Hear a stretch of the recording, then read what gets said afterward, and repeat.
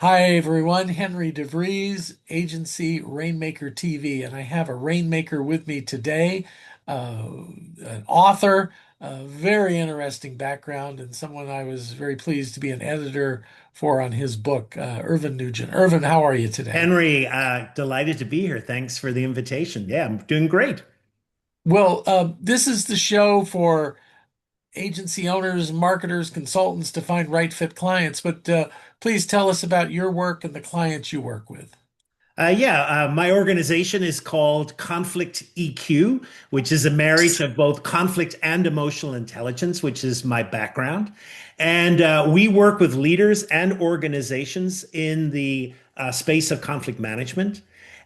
We do two things. We go in when we call conflict is hot, and we do conflict coaching, mediation with either teams or individuals who are in conflict.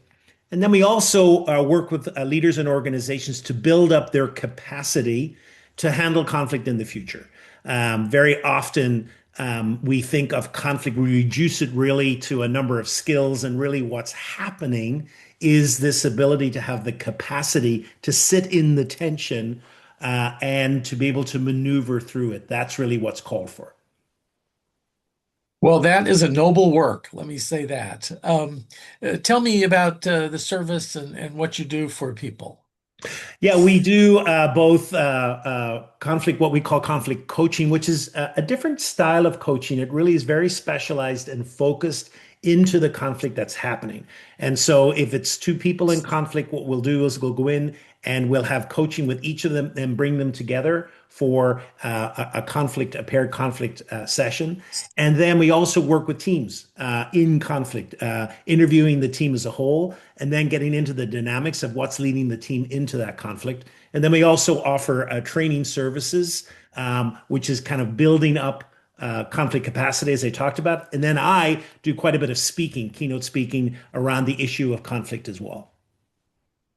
So, without naming names, can you give us an example of a hot conflict, a hot mess conflict that you got pulled in on? Sure, yeah. I'm actually in the middle of one at the moment, and this is between a supervisor and an employee, and communication has broken down. Each of them are seeing the from different perspectives, the issue from different perspectives. It really boils down to poor feedback, and the person feels that they were pounced upon with a feedback that came from left field. And in the supervisor's mind, well, this has always been the case. And from the person they're supervising, well, this is the first I've heard about it.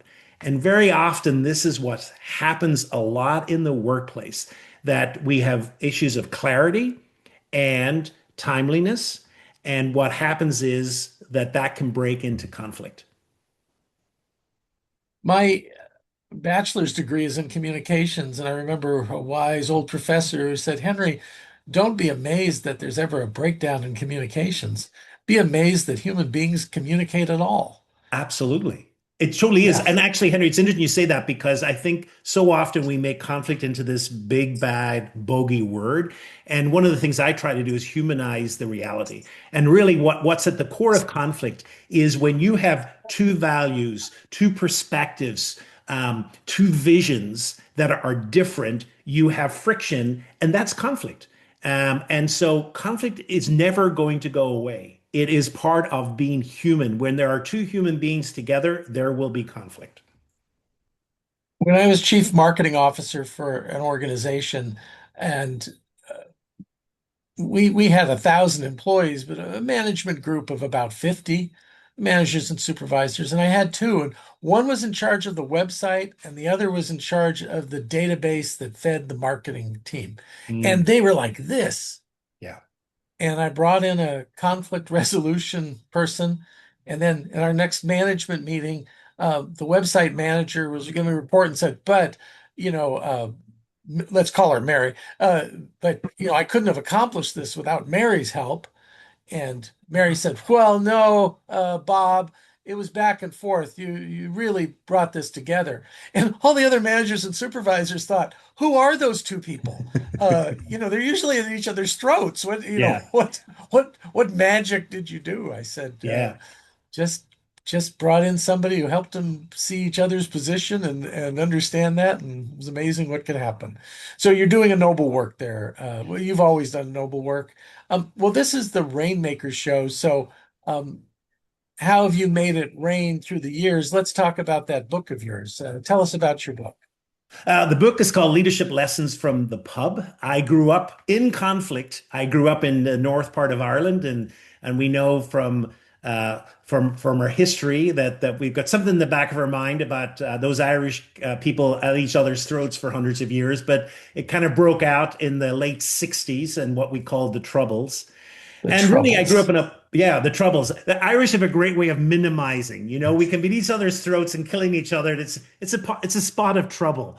But I grew up in a pub in that situation, and I became fascinated at the space of the pub, because in the midst of this conflict that was happening, people could come there and have conversations, and it created a space where people felt seen and accepted. And so the book really is an exploration of what's happening in that space. And I think the book was an attempt to really as well explore my own journey, which really has begun in conflict and has brought me back to conflict. And I think the beginning of that was a child scratching their head saying, "Why does this have to be like this?" And now, in this moment of my life, it's like, actually, there's something we can do about that. We can actually, conflict doesn't have to be destructive. Society doesn't have to break down into tribes. There are ways of talking to each other that can really be productive and move us forward. Last time I was in Ireland, a PhD candidate was giving me a tour, and I had to ask him. I said, you know, we in America and England, it was rough, but we worked it out. Canada worked it out. Australia worked it out. Why couldn't you work it out over here? And he said, just too much history. There's just too much Yeah, history. yeah, Um, but it is. I think it's not an accident that you come from the troubles and you're helping people get out of trouble these days. Um, Tell me more about what you do for people and how you get your speaking engagements and how you help people in other ways. Yeah, so I suppose when I look for the different speaking engagements, what I'm really trying to do, and I think what I've noticed, Henry, I'm not sure if you've noticed this as well, is that the days of throwing out general proposals are gone. People want very customized approach. People want to understand that you get my situation. And luckily, I live in a world with lots of conflict. And so what I try and do is I try and really I've become much more methodical in customizing both outreach to companies and outreach to associations and to speaking venues. I do a lot more research than I used to be of what are some key issues that are happening within that organization or organization that the past 2 years, and looking at those events, then what might be an opening for me. So let me give you an example. I've been targeting some credit unions of late. And so I took this particular credit union and I did a little research on what were some big events.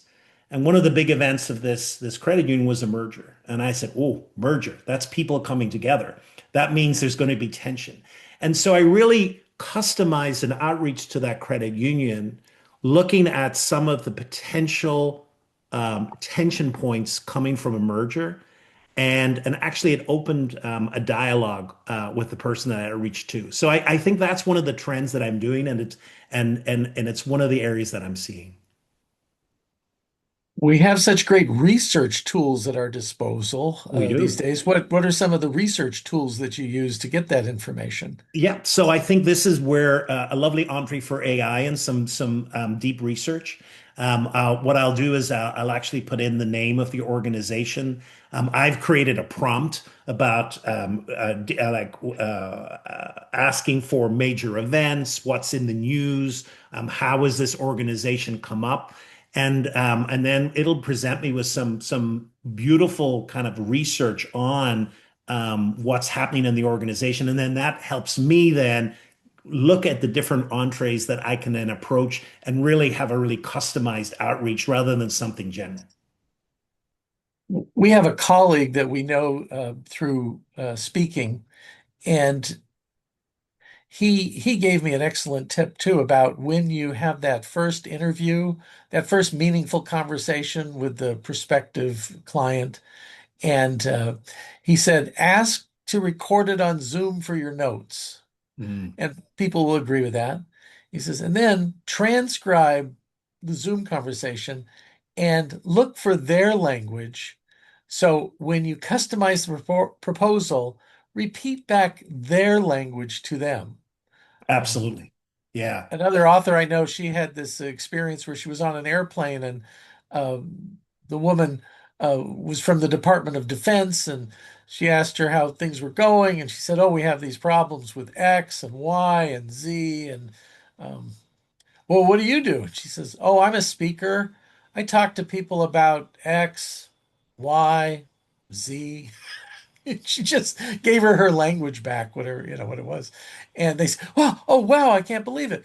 And together they put together a custom proposal for that organization that was a slam dunk. If you help write the RFP, you've got a good chance of landing the job. So, a lot of wisdom there.